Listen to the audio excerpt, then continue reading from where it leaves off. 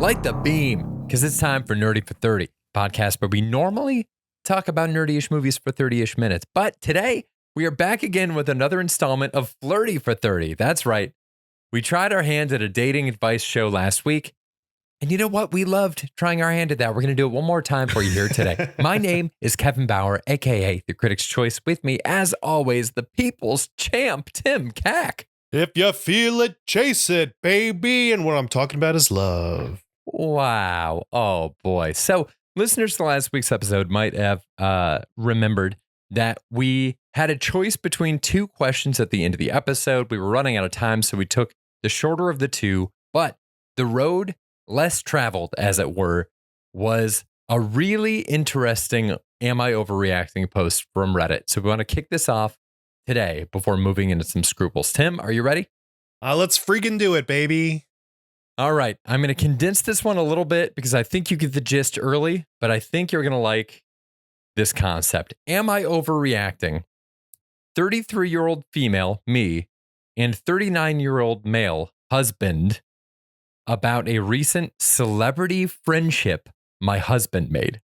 Whoa. Whoa, indeed. Do we know this guy? You see if you think, but I don't know. Could be me. I didn't get the impression we did, but I'm always trying to figure out if we know one of these people. I keep hoping I'm the celebrity in one of these stories. Oh my God, that'd be amazing, man.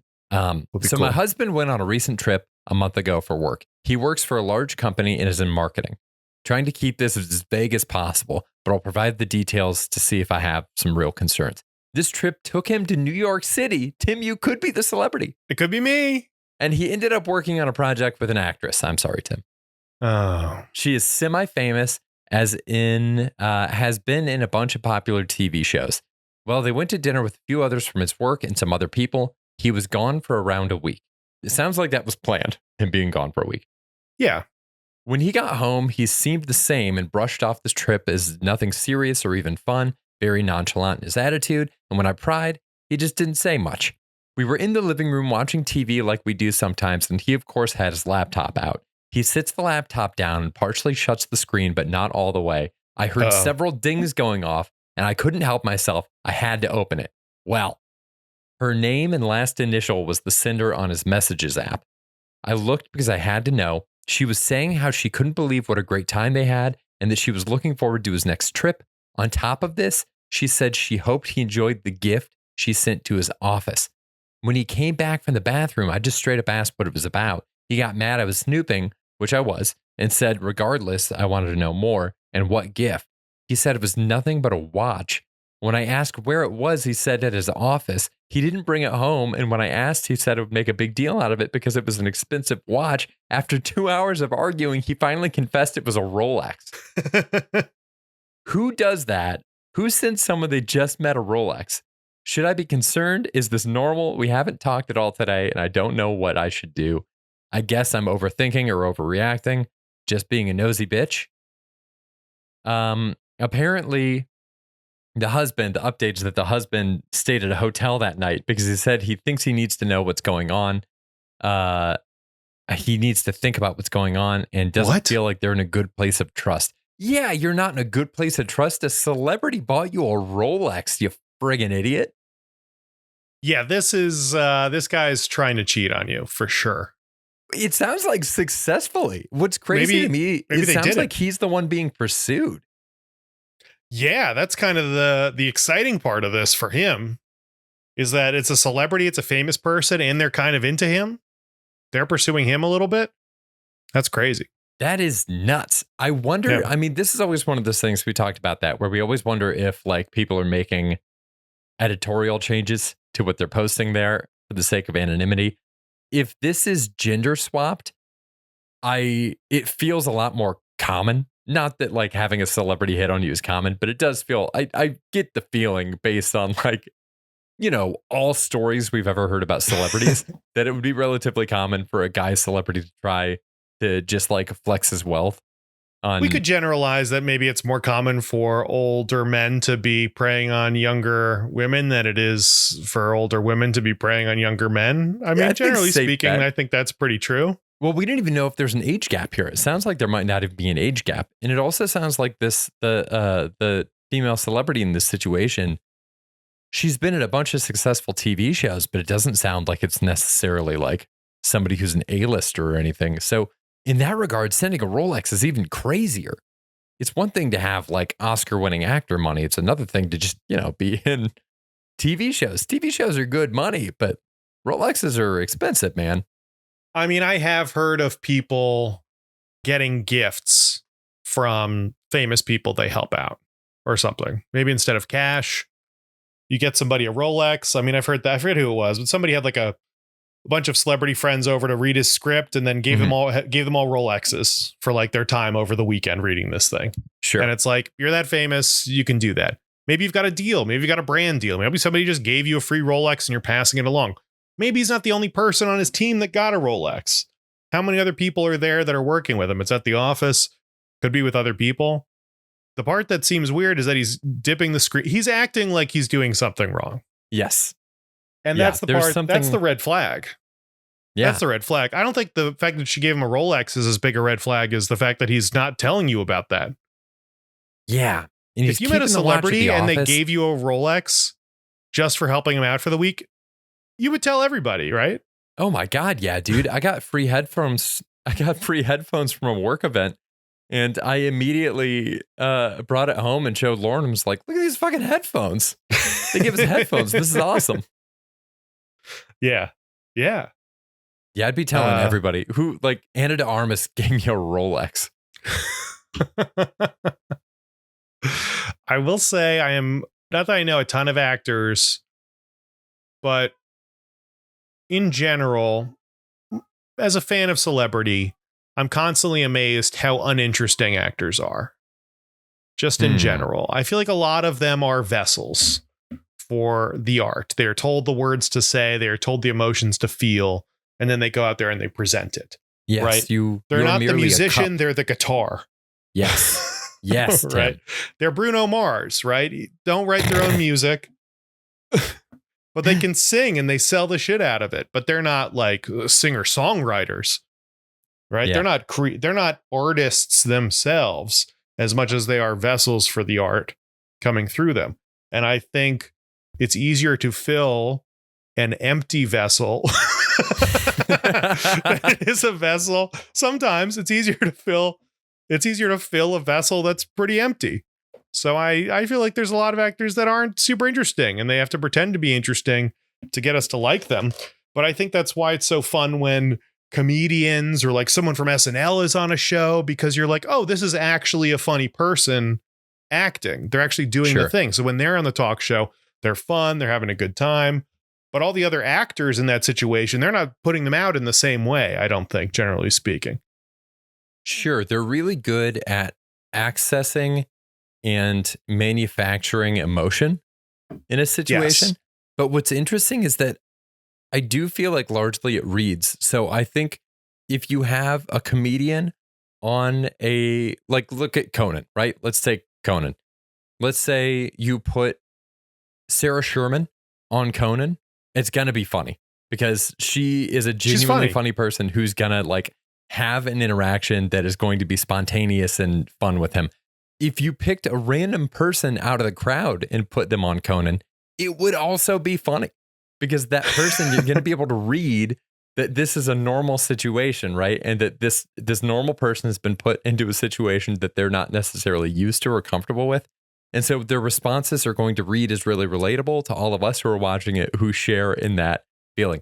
If you put an actor in there, most of the time it's going to be boring because you could just feel that somebody, like a segment producer, worked with them backstage to be like, all right, Jesus Christ, what's the closest you have to an interesting story? We're going to really work this.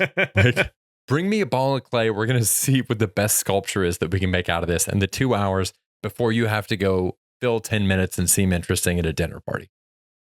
Yeah, I don't know how many actors I would actively want to spend time with. It's always the people that are more themselves. I mean, I think you have a better shot with a TV show, honestly, because you're spending more time living in the character. More of you becomes infused in the character. You watch something like Parks and Rec, where like the characters all start pretty basic and then over time kind of fill out and explode. I mean, part of me thinks that's a probably because they're casting comedians and people that are pretty interesting and funny, and they're bringing something to the table. So their vessel, they've already got stuff in their vessel. They're mixing it up with what the writers are giving them, and then they're putting out this thing that's like this merged beautiful thing. But there's plenty of, I don't know. Broadway actors have to do the same show every single night, multiple times. They have to know the words, they have to stand exactly where they are. There's no ad-libbing. There's no improvising lines. There's no changing things. You can put your spin on it to a certain extent, but otherwise it's got to be the exact same every single night. And I can't imagine any Broadway people are that interesting to talk to. There's got to be some. There's always outliers. But I don't know, if you are having to regurgitate the same information every single night over and over and over again for a year, who's best suited to do that? So, Tim, I'm here for the slander, but I do want to ask, because I think I missed it. Yeah, how does this relate to the question at all? The person we brought up that it was an actor. It seems like it's a relatively successful TV actor that bought this Rolex. Is the connection that a Rolex is a boring gift? How did this connect? I think my thing is that I feel like meeting quote unquote celebrities is usually more disappointing than it is exciting. You go out to dinner with a celebrity and you sit across from them for a whole meal. Mm-hmm. I feel like you could get pretty bored. At least I would. I feel like I get turned off pretty quick. There's the excitement of, oh my God, that's somebody I know. And then you talk to them for a minute, you realize they're just a person. And then it's like, okay, cool. Well, unless they do a thing that I really respect and I'm really interested in, and they're willing to talk about that thing, they're just a person. And at that point, you either gel with a person or you don't gel with a person. So I think that there's probably something super enticing about a celebrity who is also interesting to talk to, if that is the case. If they are actually having a good time, I can see that being very tempting, you know? Sure. So you're thinking that this person actually, you're thinking the husband in this situation actually seems to have hit it off with this actor. I think so. It seems like they've hit it off. Yeah. He obviously thinks there's something else there. Him just going to get a hotel, weird. Yeah. Also weird. Anytime there's like a relationship argument and the whole argument is just that one person isn't telling the other person everything. It's like, this isn't an argument. This is just pulling teeth. Right. Yeah. And there's somebody who's not telling the truth. The other person knows they're not telling the truth. And we can just do this all day. But ultimately, one person is lying and one person is not. One person is holding information or one person is not. Yeah, that's pretty cut and dry. This is a weird one. And God, I really want to know who the actor is in this situation. Also want to know, does she know that he's married? I have always heard the thing where it's like, apparently married men get hit on way more. And I get it. The man has been signed off on by another woman in a world where most men suck. It's got to be pretty nice. I think that's valid. Yeah. I think that's probably that's a general assumption. But I think who gets a job is somebody with references. When I've gone out, like in college, I'd go clubbing sometimes, very random, very, very seldom. But there was a group of girls like in our dorm that wanted to go clubbing. Mm-hmm. And the difference between showing up without them and showing up with them was drastic. Oh, my God. Yeah. No absolutely question. Drastic. Having that, peer approval, I think definitely from women is probably from like a safety point, too. Oh, yeah. He's like, oh, this is a man who has female friends. You're presuming he knows how to treat women with respect and in a way that doesn't, threaten them. And so that's enough, I think, a lot of the times to really take the burden of like, it really just takes a huge weight off of the whole thing, right? You're not threatened for your life. You're not scared for your life talking to this person. That makes it a lot easier to interact with them, Yeah, man. Yeah. For the actor situation, I think to answer the person's question, yeah, something weird happened and you got to get that out of your husband. Otherwise, I mean, I honestly, it's a marriage. I would say marriage counseling, probably where you got to take this one. If you can't work this out, give this like 2 weeks. If you can't work this out, you gotta see somebody about that.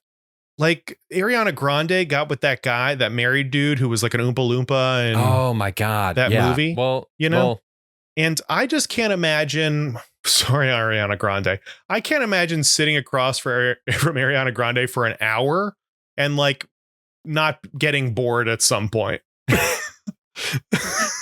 There's no way we're having an interesting conversation for an hour. I just don't believe that. But the guy who cheated with her is a theater actor. He's like a Broadway guy who's just another dud, probably. And so they probably just dudded out together at the table. And he was like, wow, this is the most chemistry I've ever had with anyone because, he's a dud.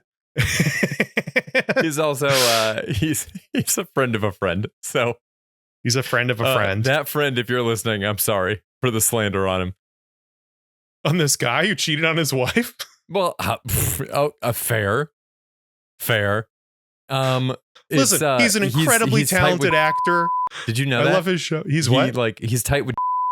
They were like best friends in college. They were trying to shop a pile around that for a while. I'm gonna bleep that out. Are you gonna bleep that out? Yeah, I'm not gonna leave the name in, but it's someone you gotta add the part where you're like, you gotta bleep that out. I mean, I don't know. Look, I feel like friend of a friend isn't enough. I mean, I'd tell him to his face, like, that's lame. Yeah. That's the difference between us is that you're willing to stand by your morals more than I am. When the rubber meets the road, you're still there saying what you want. I don't know if it's the first thing I'd bring up. They're not opening I'd be like, with that. Hi, this sucks. But if they were like, hey, I heard that podcast, I'd be like, yeah, man. You heard it. So, man, yeah. You want to talk about it more? See, that's why I genuinely think, this is a segue, that's why I genuinely think you're a better person than I am. Like a better human being, because you're willing to stick by your morals in that way. And for me, for some reason, like, even if it's a situation where the person that I spoke critically of is clearly in the wrong, there's something about that like baked in Midwestern politeness where it's like you have to at all costs make sure that you are good face to face with this person on a really shallow level. It's like you meet this person face to face and you would have to be on some level kind of apologetic. Like, yeah, I probably shouldn't have said all that stuff on that pod. I'm sorry. Even if you mean it, it's weird. It's like this thing that like I need to root out of me. I need to be able to. I was just listening to a thing where they were talking about how Roger Ebert one time talked shit on a Chevy Chase movie while he was on Late Night with Johnny Carson.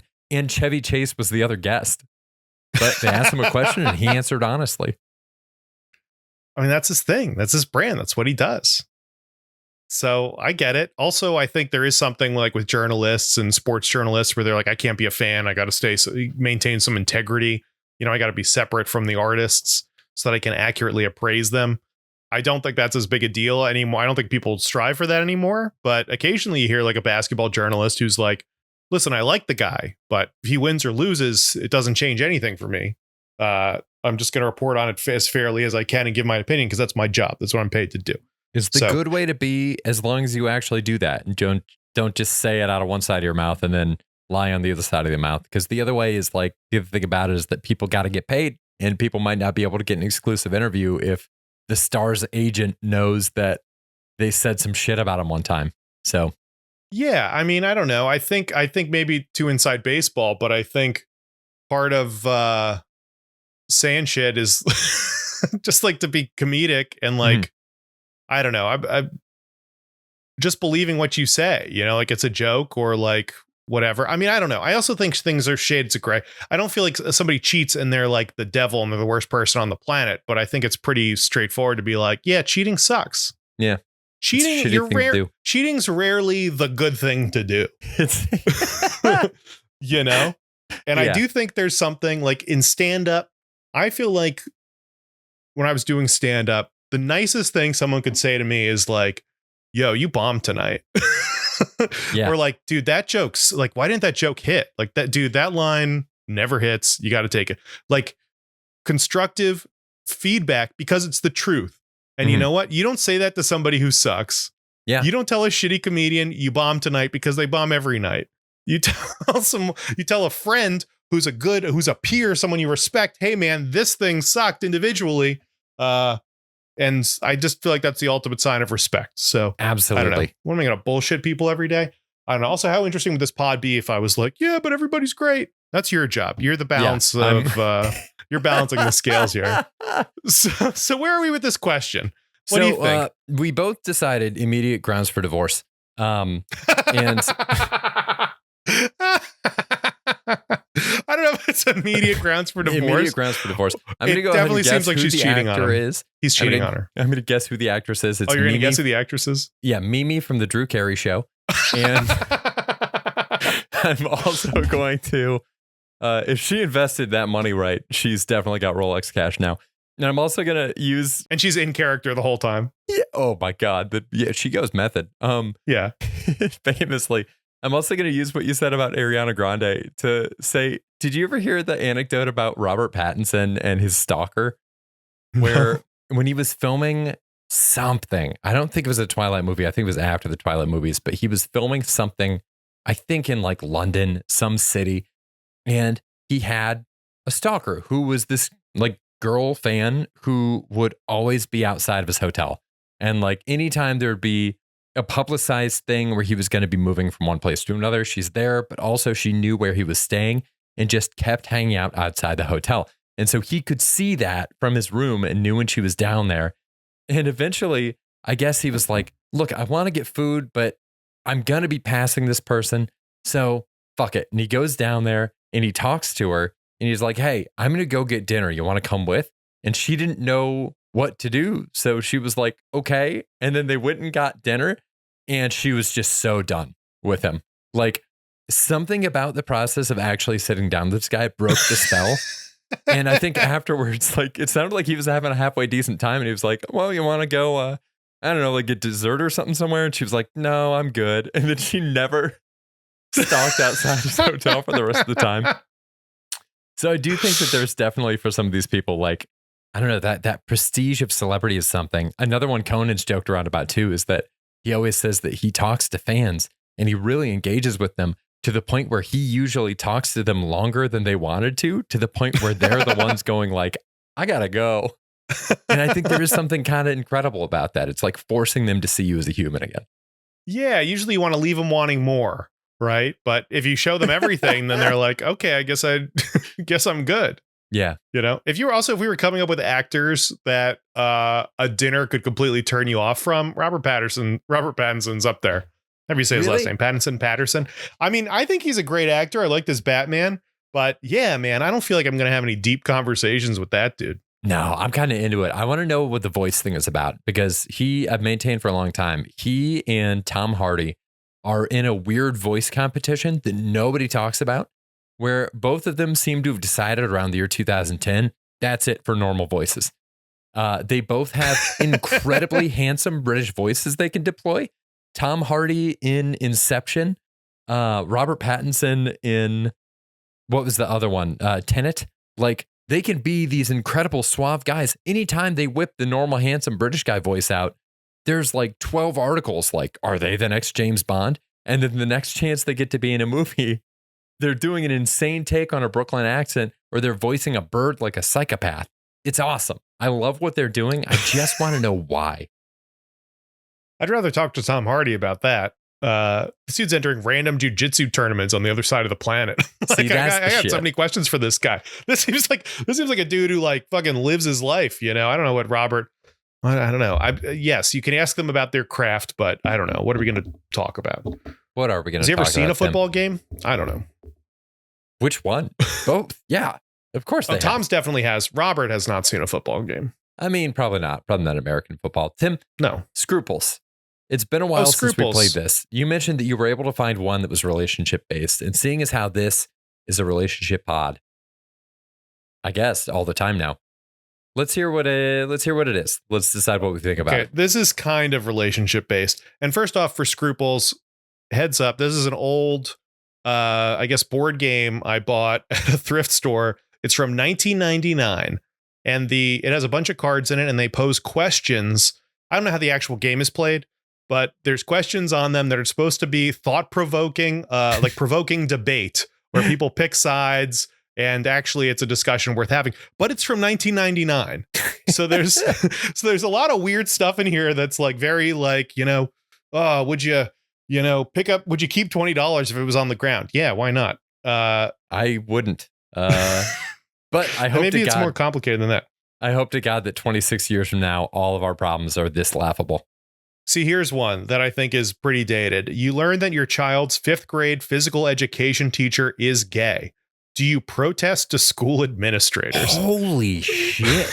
And this was just like a casual party topic in 1999. Oh, and nowadays, I think if you say yes, you're a piece of shit. So yeah, 100%. Don't do that. But that's breaking that just news. sets the tone for 1999. You were a piece of shit back then, too.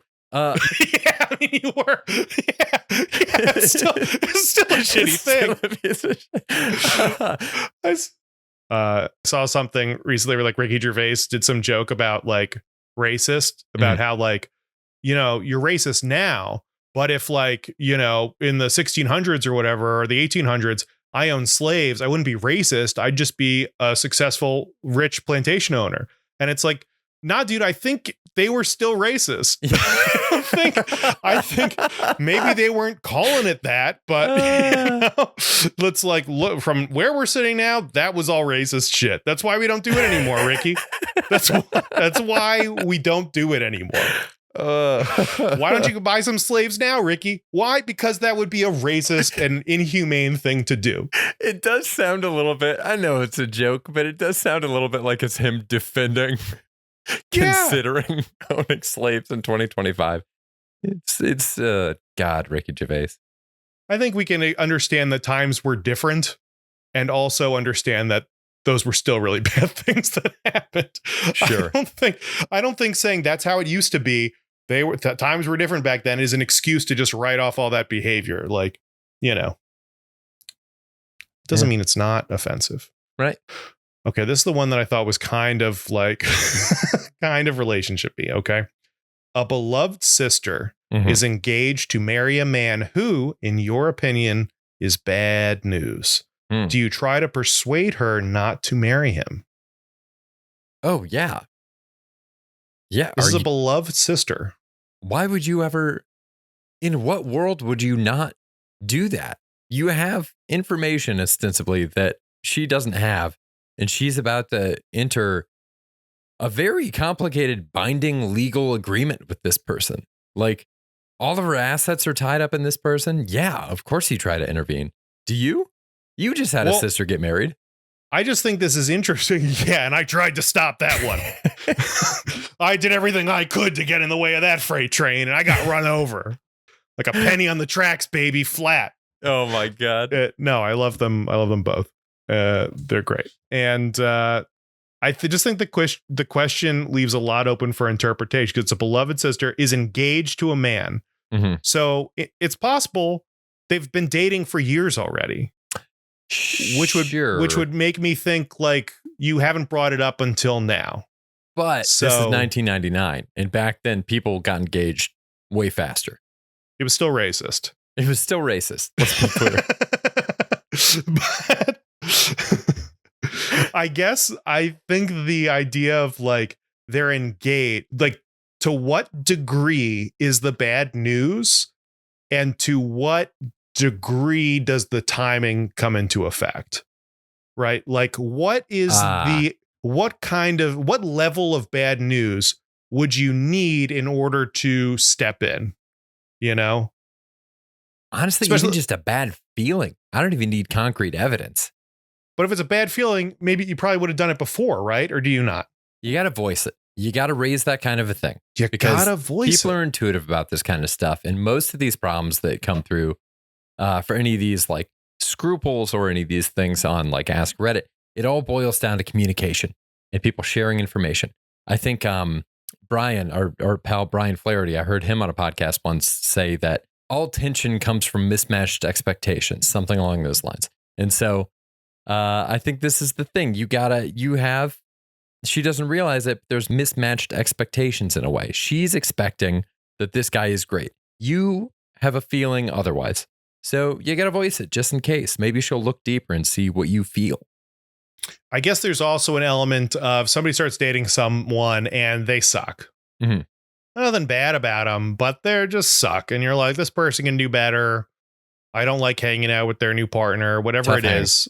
There's just, this sucks. I don't like, now they used to go out and do fun stuff. He used to go out and do fun stuff. And now he doesn't do anything. He doesn't have any hobbies. He's like not seeing any like all that kind of stuff where it's like, I don't know if this is bad. I don't know if that's worth stepping into. I would argue that most people do not say anything at that point.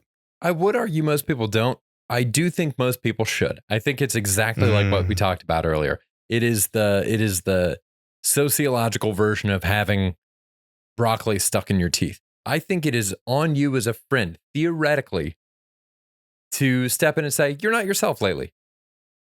How's this relationship going? Do you feel like your needs are being met? Do you feel like you're able to be your authentic self in this relationship?